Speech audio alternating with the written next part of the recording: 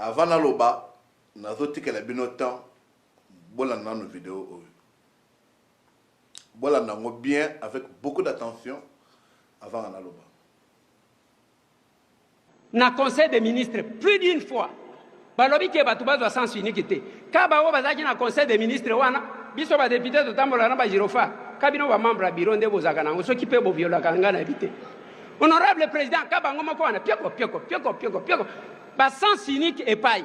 L'État n'existe pas. Namoni makambo permis de conduire. Permis de conduire bazo pesa prix lokola marchandise ya koteka. On ne vend jamais le permis de conduire. Le permis de conduire s'obtient sur base ya examen ya koyeba ke mutu kezaya yo bomo ya batu ezaya batu misusu balabala ezaya l'État.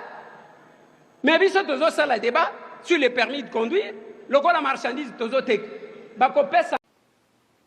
Je pense que bo landi ango bien te. Bazo zongi sangu lisusu. Trésor zongi sala vidéo wana bien balandango na son matisa son yoka maloba wana landa vidéo skotolo baskoy. Na conseil des ministres plus d'une fois. Balobi ke batu bazwa sens unique te. Kaba o bazaki na conseil des ministres wana biso ba député to tambola na ba girofa. Kabino ba membre bureau nde bozaka nango soki pe bo viola kanga na bité. Honorable président, kaba ngoma ko wana pioko. Ba sens unique et paille. L'État n'existe pas. Namoni makambo permis de conduire. Permis de conduire bazo pesa prix lokola marchandise ya koteka. On ne vend jamais le permis de conduire. Le permis de conduire s'obtient sur base ya examen ya koyeba ke mutu kezaya yo bomo ya batu ezaya batu misusu balabala ezaya l'État. Mais biso tozo sala débat sur le permis de conduire lokola marchandise tozo tek. Voilà, je pense que nebo tali vidéo wana bomoni oyo ngana yebi oyo bino pe boyebi. Omoni na vie faut que nous communes efficacité cause la montée biloba loba troté. Parce que tu regardes qui le follow oyo. Pourquoi les gens se permettre à coacher la vidéo oyo? C'est parce que lui-même Excellence Eliezer Ntambwe a commis que les Canada médias pour la se justifier.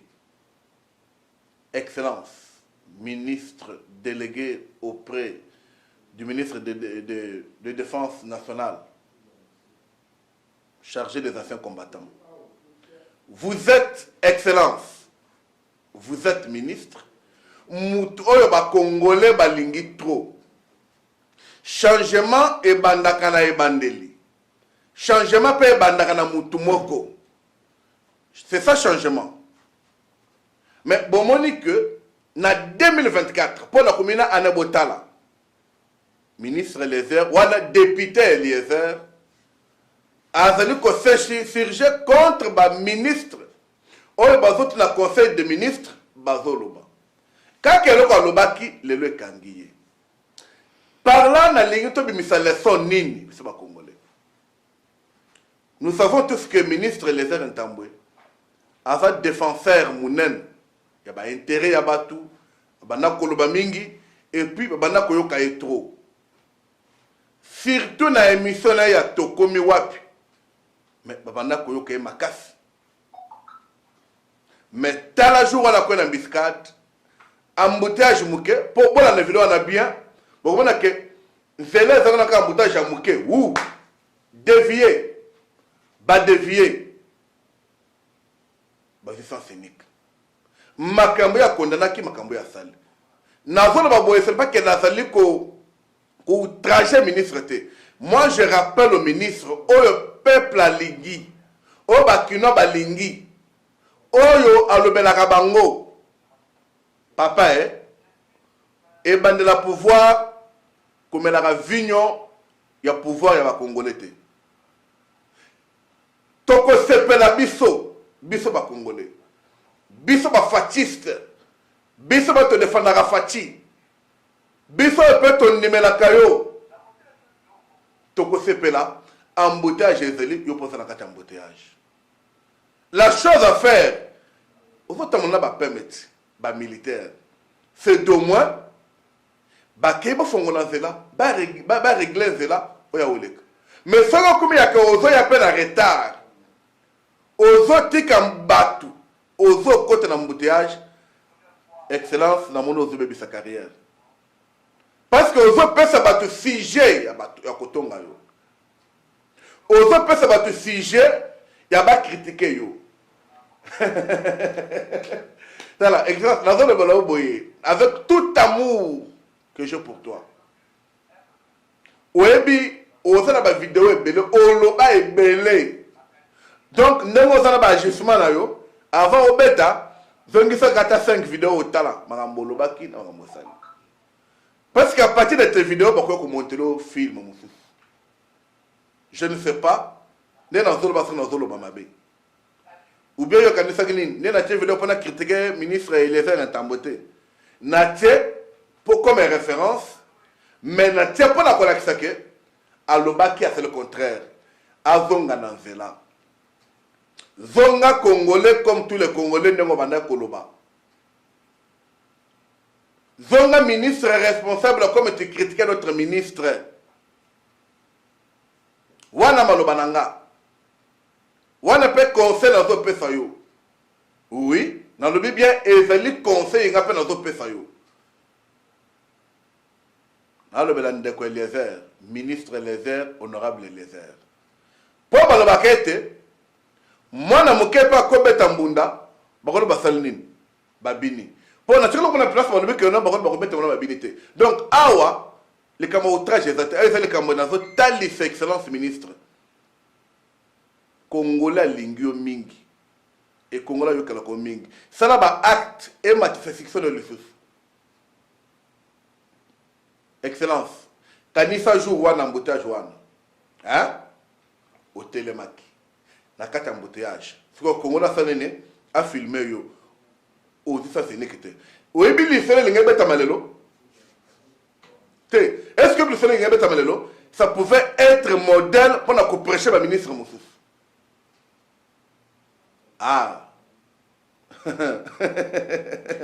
na suki wana conseil na nga pe esali ne esuki wana balande ya fati développement balande na biso esengo na ngeza ke boza ebele et puis boza ko soutenir biso bo continuer kolanda biso ko partager ba vidéo na biso bo s'abonner massivement naza na fier na bino fort ba abonner na ngai naza na fier na bino makasi balande na ngai donc tiens moi j'aime liker commenter partager si vous vous abonnez abonnez-vous et c'est sur ma case au Pessinga na même rythme na votre la vidéo moussouf parce que nga na ba ko lo ba que non alobaki non moi je vous mets la vidéo bino ba ka vidéo wana après tout solo là voilà la vidéo. Nous avons échangé sur les questions d'intérêt commun, mais par la solidarité et les relations traditionnelles qui lient la Belgique et la République démocratique du Congo, il s'est intéressé bien sûr à savoir comment les deux processus avancent à ce moment. Et nous avons mis ensemble en exergue la question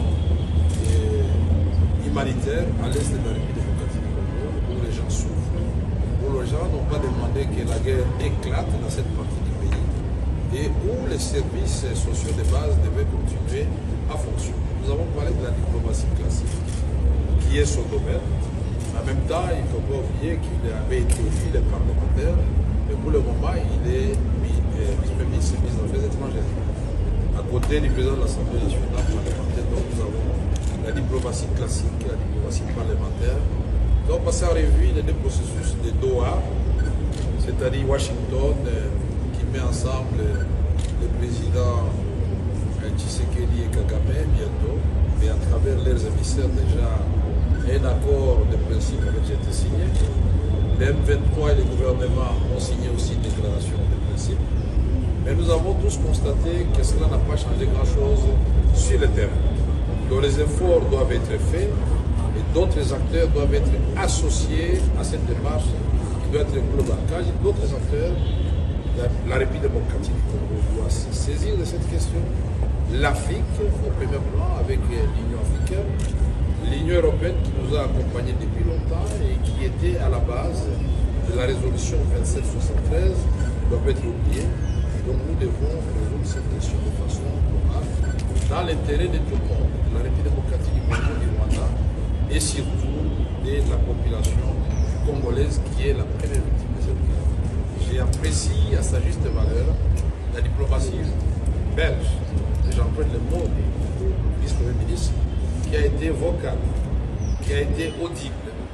La Belgique a, sans fioriture et sans ambiguïté, plaidé pour que le Congo et le Rwanda ne puissent pas bénéficier du même traitement, parce que nous n'avons jamais franchi la frontière commune entre les deux pays, le Rwanda et la République démocratique du Congo. Il y a un pays qui l'a traversé et c'est en violation des valeurs cardinales, des valeurs sacro-saintes de la Charte des Nations Unies et de l'Union africaine. Et cela doit être condamné. La Belgique l'a fait, les 27 de l'Europe l'ont fait.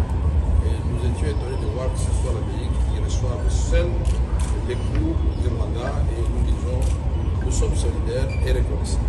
Pour le reste, nous avons convenu de continuer à échanger pour enrichir nos deux visions respectives qui sont pratiquement les mêmes. Et après avoir vu le président de la République, il est content de voir que nous avançons dans le sens de rechercher la paix. Mais qui veut la paix prépare la guerre. Je ne dis pas que nous allons faire la guerre maintenant. Nous sommes obligés de nous défendre. Mais ce que nous voulons, c'est les dialogues entre États, les dialogues. Je pense, Bolandi vidéo on a bien. Et ça en français, hein, bazon qui s'en le souci. Je connais ça quand on a. Ou qui bien été, te donne sur deux fois. Ou quand on malam. Parce qu'il y a Koloba est belé. Mais je voulais dans le Koloba, sous bassement dans le peuple congolais et dans le compatriotes au Zolandanga. Biscanyon Fosal, France, Canada, États-Unis, Afrique du Sud, Côte d'Ivoire, Cameroun, Guinée, Brazzaville, aux la province de tous côtés Bozali, que aux Zolanda Divin Mutombo, les politologues. Et c'est un gros élève. Tout le monde vidéo. Nous avons échangé sur des questions d'intérêt commun, mais par la solidarité et les relations traditionnelles qui lient la Belgique et la République démocratique du Congo, et de s'être intéressé, bien sûr, à savoir comment les deux processus avancent à ce moment. Et nous avons mis ensemble en exergue la question humanitaire à l'est de la République démocratique du Congo, où les gens souffrent, où les gens n'ont pas demandé que la guerre éclate dans cette partie du pays, et où les services sociaux de base devaient continuer à fonctionner. Nous avons parlé de la diplomatie classique, qui est son domaine. En même temps, il ne faut pas oublier qu'il avait été élu les parlementaires, mais pour le moment, il est vice-premier ministre des Affaires étrangères. À côté du président de l'Assemblée nationale parlementaire, donc nous avons la diplomatie classique, la diplomatie parlementaire. Nous avons passé en revue les deux processus de Doha, c'est-à-dire Washington, qui met ensemble le président Tshisekedi et Kagame bientôt, mais à travers leurs émissaires déjà un accord de principe avait été signé. Les M23 et le gouvernement ont signé aussi. Bolandi vidéo one. Là, c'est le président de l'Assemblée nationale, honorable Vital Kamerhe, membre du présidium de l'Union sacrée de la nation. Azo déclaré Liboso et Maxime Pivot, le vice-premier ministre, ministre des Affaires étrangères et de l'Union européenne, à que malgré l'accord Washington à Doha, et l'eau sika exaté, changement exaté. Pour n'aller, effort tout fait, est nul. Dépense salami est nul. La question. Pourquoi, monsieur le président de l'Assemblée nationale, c'est devant un étranger, il peut faire sortir ses paroles? Ma question. Oh, les abisso. Tu vois le bon, boy, boy. Ngai naza fatiste. Ngai na suna fati. Nam to idepeste. Bolo on a église na bidoana. Oh, te. Ngai naza politologue. Nous tous, nous faisons les constats. tozo constater makambo ezala kana terrain nauti koyebisa bino ke bawazalendo bazwi en embuscade convoi ya M23 FC na RDF bakufi ebele balungwa kibati bazokende Kitali na Walikale kuna bakufi ebele. Il partait où? Maintenant que nous renforcer la ligne d'affrontement, ligne d'attaque, pour ne pas se reprendre par FRDC. Ça veut dire, malgré ça, c'est bon. Mais mon problème, pourquoi Vital Kamerhe doit parler devant les étrangers? Wananga na sepelité. Dans le biboui, Wananga na sepelité. Balabaka kesa ba kambo ezeli mais Vital Kamerhe, loba yango na ba Congolais. Nous avons ici, va voir le chef de l'État, discute avec Batou. Puis ça argument na yo. Pas depuis ma kambo banda ou tikala ko soutenir Angote. Aucune déclaration officielle. Mais pourquoi devant Mopaya? Voilà que c'est ma kambo zolo bawana. Le monsieur là c'est un Belge, hein? Eh bien, c'est un Belge. Est-ce que Boyebi dicto est un Belge à Mounen? Et Zalaka, faire quoi? Diviser pour mieux régner.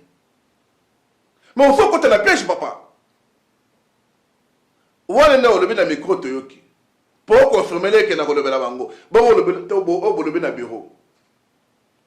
Parce que tu as fait avec les messieurs 48 minutes. 48 minutes tu dis balé bokangela la bureau bo solo là.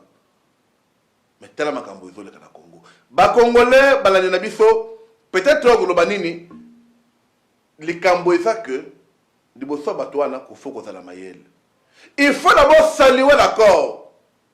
Il y a M. Maxime Pivot, le VPM des Affaires étrangères et de l'Union européenne, à lobby, malgré l'assaut des États-Unis, na ya Doha, bango pas beaucoup pour intervenir. Baling pas ma question ya est na Union européenne.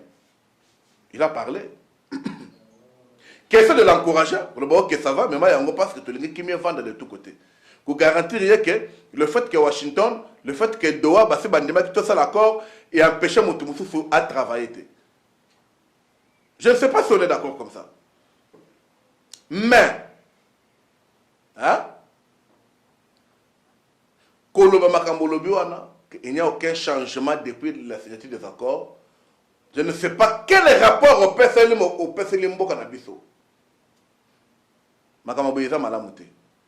Na lingeka ka ba Congolais bayo kayo na monoko na bango. Makambo nde bato bazo koloba aux traîtres. Makambo nde bato bazo koloba au chef de l'État. Makambo nde bato bazo koloba aux de mèche na ba M23. Bato bazo koloba. Biso tozo na bango te. Moi je parle ici, moi j'approche le président national. Il y a INC. J'approche le président de l'Assemblée nationale. J'approche l'élit du peuple, que Papa Nangaï va pétant en tant que président de l'Assemblée nationale, il y a qu'au condamner nini, guerre à Est, publiquement Toyoka.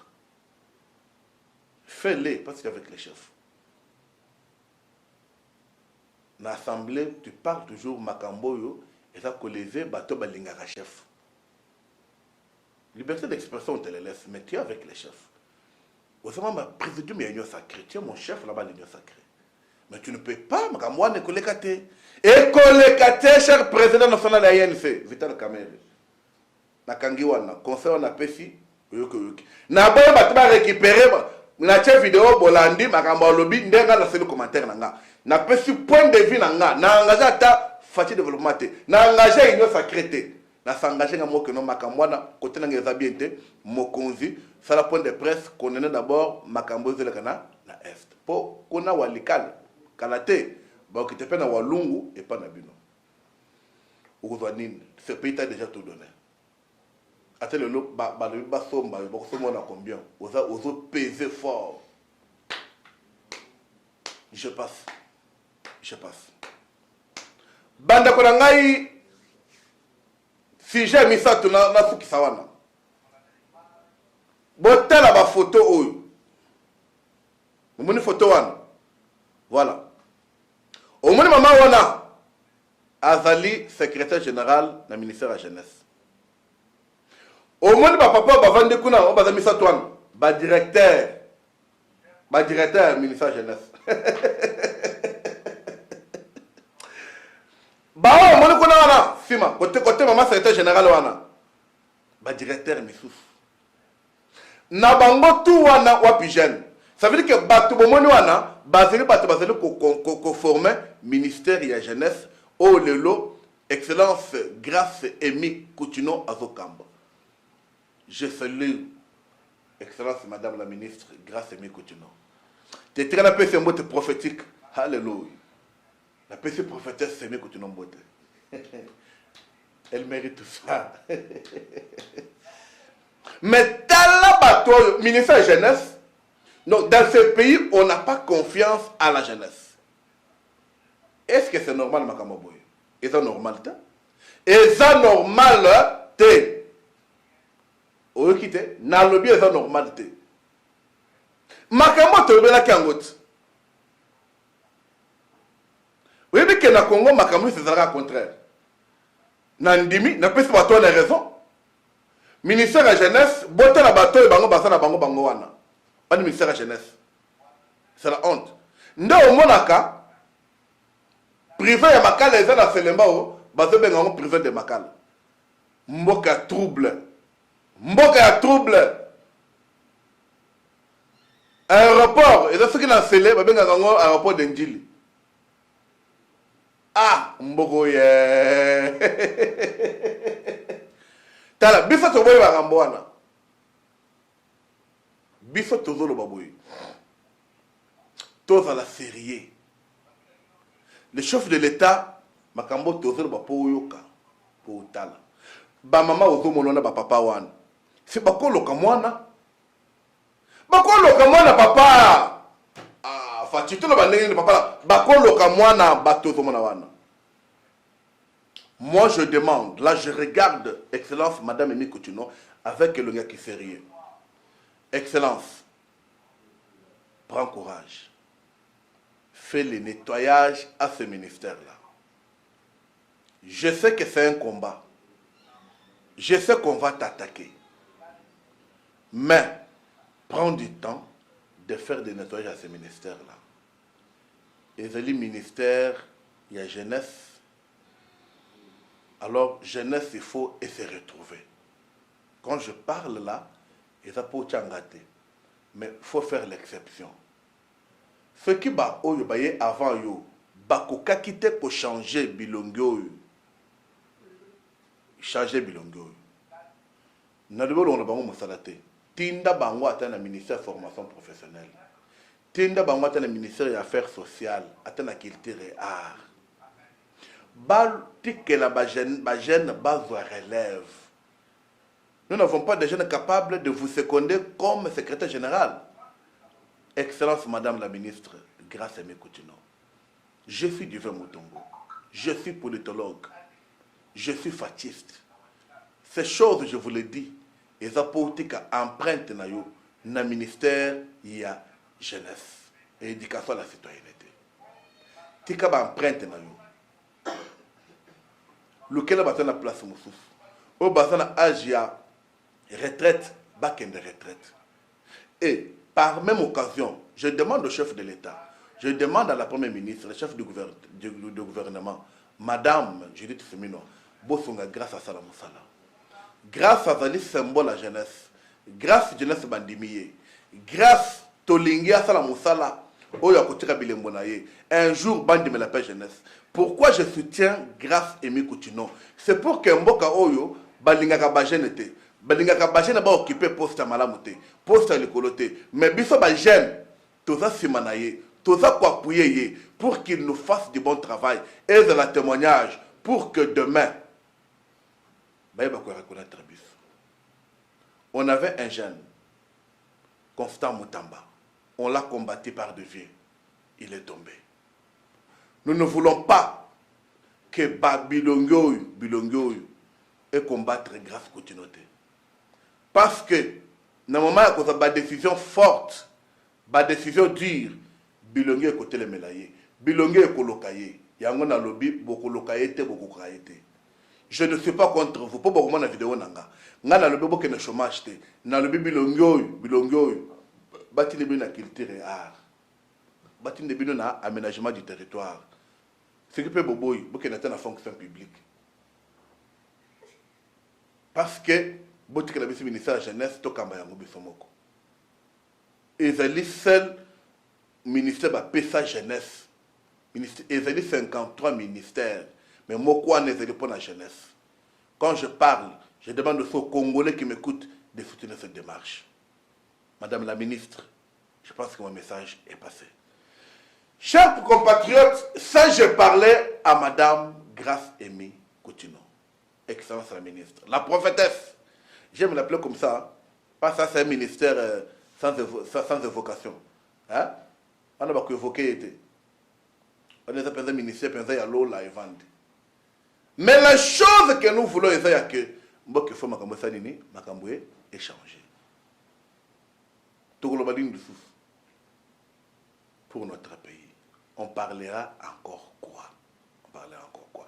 Les gens tambola, na bilembo, na lobi makambu. Na passer la dernière étape, si je n'anga. Oyo ekozala, bazo tia ba photo, na zoloba. On tika tante. Hein? Na tika tante. Oyo ezali bazo tia ba photo na zoloba. Botela ba photo oyo colonel wana. Le colonel bomoni botala mwasi wana. Bomoni sikoyo colonel wana omoni avion ba la kisa mopanzi wana asali crash. Bozo talango. Bango bakotaki avion. À la distance de 36 km, crash et Salem. Voilà. Bakoufi. C'est un colonel congolais de la FRDC et sa femme. Mais il y a qu'aucun mois, na minute bozola nanga awa, matanga eza na Rwanda. Tolo bakinini. Fati sokola la biso armé. Quelqu'un va me dire, mais yo, ça so moi. Batu bakufi zo bandenga wana batu bakufi banani to banako bilongo yo papa Fati bilongo za bilongo ya ba Rwandais personne ne nous écoutait mutoko kabisote mais tel muto kufeli na Congo avant qu'elle écoute qui sanga na mission de service akufi mais matanga eza na Rwanda. Quel degré d'infiltration mutu ya boya ko défendre mboka. Je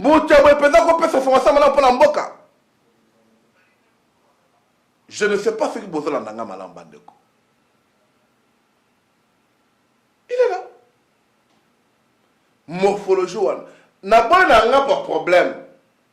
Mais tu que morphologie, et la morphologie pirement à côté. Ils sont partis. Bafolo que Kemba repartir comme basala matanga awa. Balela yawa. Non. Les restes ya kama bilamba na tout Rwanda matanga za kona. Skoto lo banini. Armée na biso ti lelo infiltration za makasi. Armée na biso ti lelo infiltration za kaka makasi. Fati fongola miso. Papa bisika doute ezali. Tout le monde a doute. Chers compatriotes, bozotala. Bakofeli na Congo, bake kolele na Rwanda. Akomi riche na Congo, bake kolele na Rwanda. Crash wana. Izanza mu mutasarte ba makambo ete. Puto sokoraje tolo bangote. Ko tokoloba nini? Ko tokosala nini? C'était pour vous dire, chers compatriotes, que biso totambola na information na bilembo na yango. Biso totambola na information na bilembo na yango. Tolinga makamba bibamba te. Vous comprenez? Tolingaka bibamba te. Tolinga makambu ya ono, bato balobaki, bato basalaki te. Biso totia image. C'est ça que j'ai voulu faire dans l'émission à l'élo. Il y a que non, makamwana lobaki, total anano, c'est que ça n'est Non, non, je ne voulais pas comme ça. Je vous prends au revoir maintenant. Je vous demande d'être branché sur votre chaîne. Partagez cette émission. Basango yekome la bande kumususu bazamisika. Abonnez-vous, vous s'abonnez, vous s'abonnez, vous s'abonnez. Vous s'abonnez vraiment à la chaîne OU. Vous s'abonnez vraiment à la chaîne OU. C'est ça ma demande. Je suis Divin Mutombo. Je suis politologue. Restez branchés. Mais avant aussi que ça n'a pas communiqué, moi, dans notre ça. Samedi, le 23 août 2025, manifestation monnaine est organisée dans le collectif des mouvements associatifs de l'Union sacrée. Et kozala wapi et kozala na salle ya Fatima. Fatima azalaka wapi azana Gombe. Webi soki oza na Wileri na banda wana. Ozo mataver régie des eaux. Okoma na bâtiment bobenga ka Reine de la Paix. Au côté avenue wana. Otunika ka wapi RTNCD. Ou bien wapi ministère ya communication des médias. Bisika qui sera semé à Kozala. Pourriez pas inviter. Son invitation, j'ai déposé ça aujourd'hui. Au côté de Fatima, les églises catholiques et Zaliwana. Au côté. Peut-être les gars qui ont habité, ok, n'a volé chez Flore, restaurant Mokazawana. Avant comme chez Flore. Fatima et Zawana. Ce qui, nous, c'est la tanga est compris. Tout le gars qui est facile que Zalawapi. Ce qui est facile, au Tuni, au Goumana Fatima. Wana ba association nyo c'est union sacrée. Ba kumilengele ba kozala wana. Ça sera comme un challenge. De ressentir force de frappe. J'invite et je mobilise tous les présidents des associations. Et ça challenge. Visibilité na bino tali samajou wana. C'est notre sortie. Visibilité tali samajou wana. Je veux que le professeur André Mbata jour où on a senti que non, Moussala fait la redynamisation et Botimbouma. Cher professeur André Mbata, tu es le bienvenu. Votre invitation a été déposée aussi aujourd'hui. Dans la TV, dans le à vous de prendre disposition pour que nous se saluons et personne. Je salue Trésor Mobiala. C'est ma caméra. Vraiment, mon salaire qui toque. Je lui souhaite encore de bonnes choses. De bonnes choses, de bonnes choses, de bonnes choses. Pour Bozo, c'est vraiment mon salaire qui toque.